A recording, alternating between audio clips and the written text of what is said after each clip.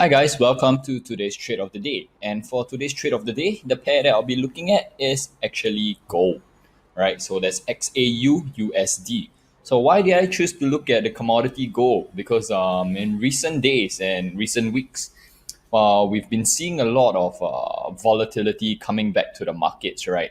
There's a lot of hesitation. There's a lot of mixed signals moving around in the markets. So what other pair better to look at than safe haven commodity, right? So I'll start off with the daily chart because the weekly is a bit unclear on the weekly, right? If we see on the weekly, not very nice configuration at this level. So that's why I prefer to start off at the daily chart. And on the daily, there is actually a very nice configuration. Just want to point out what it looks like if we were to connect the highs and then we connect the lows, and then we include this straight push up, this straight movement push up, right? What essentially we have here is sort of a pennant pattern, right? And in a pennant pattern, we know that a pennant is a continuation pattern. We should expect price to break out to the upside and make a strong push upwards. Okay, so if price really breaks out to the upside and makes a strong push upwards, then we are going to see a very bullish gold run. Okay, so this is the nice configuration that I see on the daily. And what I want to do in every time frame is to look for the daily, to look for the support and resistance levels. Okay, and offhand on the daily, I see a sort of a nice support level here. Let me change this to a support. And we can call this, I'll change the to 1680. We can call this the daily support.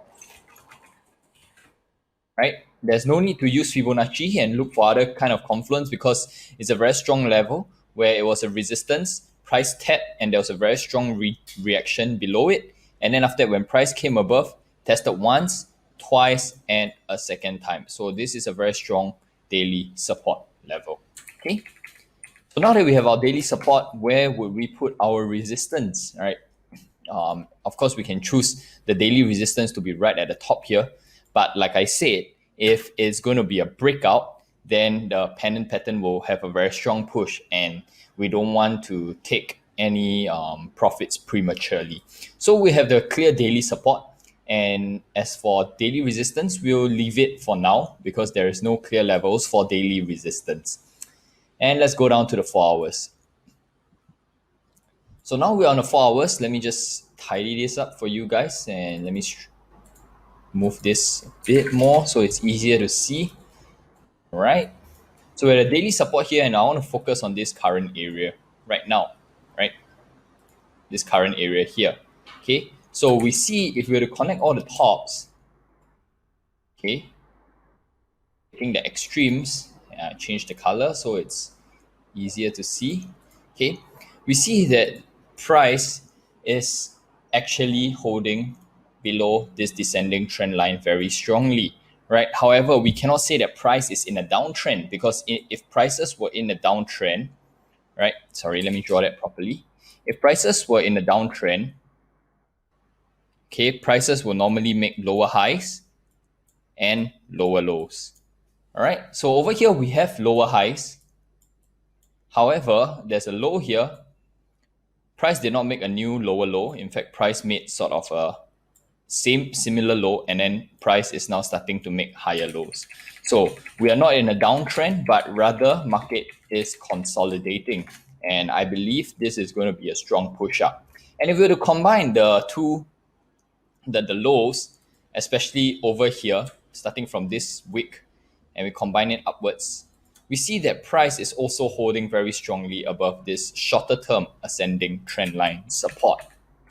Okay, so where does that leave us? Right, we see that price made a push down and then it came back up. We want to see how far price can go down and whether any Fibonacci extension level falls in line with the trend line support. Okay, once we have that, the confluence is stronger and we can use that as our 4-hour support. 0.1 to 0.2 to 0.3, open up all Fibonacci ratios. And we see that the 0.5 seems to be closest to, okay, let me just highlight that. the 0.5 seems to be closest to the trend line, right?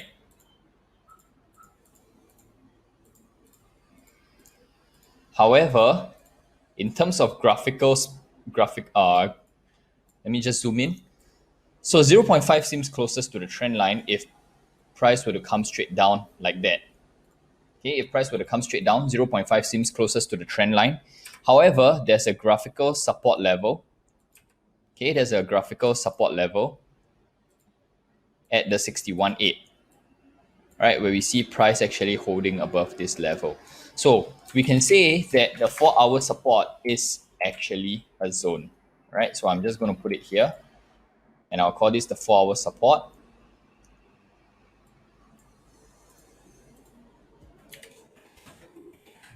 Okay, and I will use a box to show that this is actually a zone. All right, so this is actually a zone, a support zone. Okay, so now we have that. We want to look for the resistance, and very clearly, the 4-hour resistance will be at this level.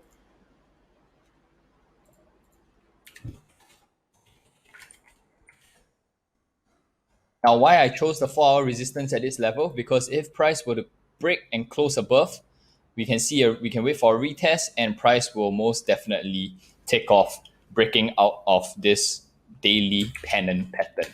Right, so 4-hour resistance, very clear cut right there, in line with the descending trend line. I think we can find also a Fibonacci ratio if we are to use from this low, 0.1 to 0.2 to 0.3. And we see that this is actually right at the 61.8 extension level. Okay, so this is also a zone. So finding a lot of confluences, right? Trend line, graphical, and Fibonacci. So let's just put that there.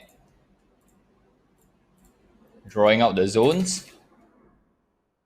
And what it seems like on the 4-hour is that price could actually make one final push down before it breaks out, right? There is actually a squeeze, and price could actually make this sort of movement all the way to the apex of the pattern, and then it breaks out to the upside.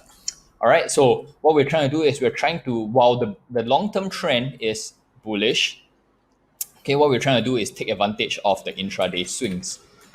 Okay, so now we have a 4-hour resistance, 4-hour support. Let's go down to the 1-hour. All right, on the 1-hour, we just want to focus on this area. We see that price actually came back up to test. We want to see how far price can go down. Okay, and where is the intermediate target? Price also made a push up, so we can actually use a retracement to see how far price can go down. So let's do just that. Okay, from this swing low all the way to the high. Open out all Fibonacci ratios, and we see that the 61.8 actually shows quite a strong graphical resistance, right? Resistance here turns support where price is holding above. Okay, so let's just highlight the 61.8, or we can even use the 50, right? Because the 50, if we were to extend it back, the 50 actually held here as resistance, and then now price is also holding above here as support. So since the 50 is not broken yet, let's take the 50. All right, let's take the 50, and I'll put the 1-hour support there. Okay, I will use this as a dotted line. Okay, and I'll put 1-hour support. So this is like a intermediate take profit level. Okay, so what we have for today's trade of the day for gold is really a drop down towards the 4-hour support, right? I can enter anywhere here, okay, and use the 4-hour support as our final take profit. All right. And of course, our 1-hour support will be what we call the partial take profit, which means if price comes down here to the 1-hour, we'll close out 50% of our position, move our stop loss to break even, all right, where our entry is, so that we will, even if price goes all the way up, we will not lose any money, and we will get out with 50% profits. But when we come to the first hour support, the partial take profits, we close out 50% of our position, move our stop loss to break even, and then ride it down all the way to the 4-hour support. All right, so that will be the trade of the day. Okay, our 4-hour resistance as stop loss. Now this is and we can enter anywhere below this area. All right. So why the 4-hour resistance is the stop loss is because if price were to break above and close above this 4-hour resistance, then my intraday bearish view is invalidated and we get ready to go bullish.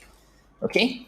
So if price really were to break below the 4-hour support, then we can say for sure that price will most likely go all the way down to the daily support. Okay, so we already covered all scenarios. This is our trade of the day for gold. Thanks a lot for tuning in, and I'll catch you guys tomorrow.